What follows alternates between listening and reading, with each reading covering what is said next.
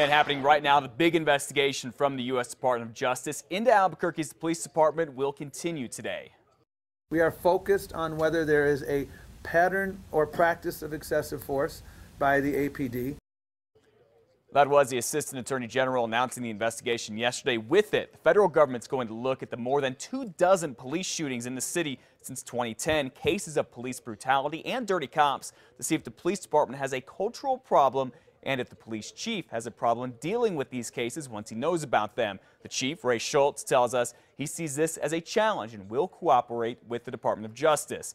Now, the families of the people police have shot are happy with the investigation. However, they say it is not enough, and this is especially true for Renata Torres, whose schizophrenic son was in his own backyard and he was shot and killed by a police officer last year. The first shot, the medical examiner said he would have survived. The second one killed him. The third one, I don't know what that was for. So when they talk about officer safety, I'd like to know how officer safety is involved when you're shooting people in the back.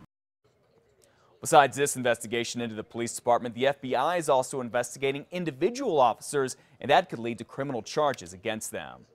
Albuquerque's police department certainly isn't the first one that the Department of Justice has officially investigated. In fact, right now, it's taking a look at 14 police departments all across the country, and in the past, investigated Seattle's and New Orleans police and forced those cities to spend millions of dollars to change the departments. Albuquerque has already made a lot of the changes the federal government has recommended for those two cities, including increasing the qualifications to hire officers and making them all wear lapel cameras. And now more changes could be on the way. Do you think it is a black eye? I think this is a situation that a lot of cities in the country, you've heard the numbers. We will tackle issues head on, just as we have done since I took office, and we will not shy away from difficult decisions that need to be made for the betterment of Albuquerque.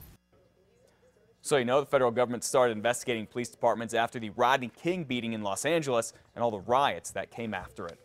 News 13 will continue to bring you the latest on the investigation, both on air and online at KRQE.com. We do have a timeline of the recent police shootings on our website, KRQE.com. A man accused in a violent case of road rage in Albuquerque is set to be in court in just a few hours. Court records are showing that Simon Garcia is set to plead guilty in the case where he's charged with attempted murder and more. Last year, police say another driver flipped Garcia off on I-25. They say Garcia followed him into a parking lot, pulled a gun, and shot at him. Police say Garcia just barely missed hitting the victim's head. Well, a 14-year-old is behind bars in Tucumcari right now, accused of a truly horrific crime, killing his adopted mom and her daughter. State police say that Tony Day, who is just 14 years old, admits he shot and killed Sue Day and stabbed Sherry Foltz to death Monday night at their home here just outside of Tucumcari. And investigators say a 16-year-old who was in foster care with the Days ended up stopping Tony. He basically wrestled his adoptive brother to the ground, knocked out his two front teeth, and stopped him from continuing what was going on. Again, state police say Tony Day admitted to the murders but did not hint at why he might have killed his adopted mom and sister. CYFD says that in the past, Sue Day has taken between 80 and 100 children into her home, and the agency has had some complaints about the family. It would not say exactly what those were, but that they were all unsubstantiated. A 22-year-old man is behind bars this morning, charged with an open count of murder. This is Jamie Vigil. Police say they stopped him around 3 yesterday morning after spotting him walking through the parking lot at the Imperial Inn near Central and High Street. They say he was covered in blood. Officers at the time were investigating a man found dead inside one of the rooms. The victim's name and how he died has not been released. We have learned an Albuquerque teen will go to trial and will be sentenced as an adult for first-degree murder. Deputies say 16-year-old Thomas Manning shot and killed his father while on a hunting trip in the Gila 2 years ago. A juvenile judge recently ruled that there was enough evidence to charge him with murder and move forward with the case. The 16-year-old had already been on probation for attacking his father before the incident.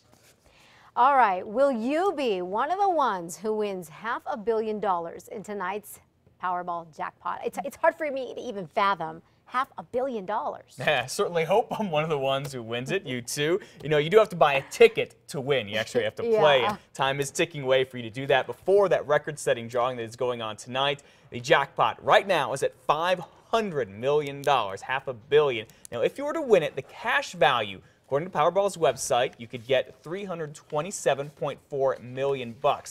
Drawing is going to happen at 8:59 Mountain Standard Time tonight.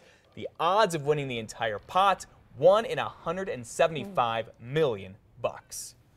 All right, and you'd think that the millions spent on lottery tickets would mean a big economic boost for the 43 states that do the lottery, but that is not a sure bet. In fact, some economists say that you would do a lot more to help the economy if you just went out and bought a cup of coffee. That's because just 25% of the lottery money actually goes back to the state government. Now, that money goes to help everything from schools to construction, even programs to help gamblers. That's an interesting analogy. If you just went out and bought a cup of coffee, you'd actually be making more of a difference. Right. People are spending millions upon millions of dollars in this lottery. If you would just go maybe turn that money into the economy, it could help it a little bit. Wow. Okay.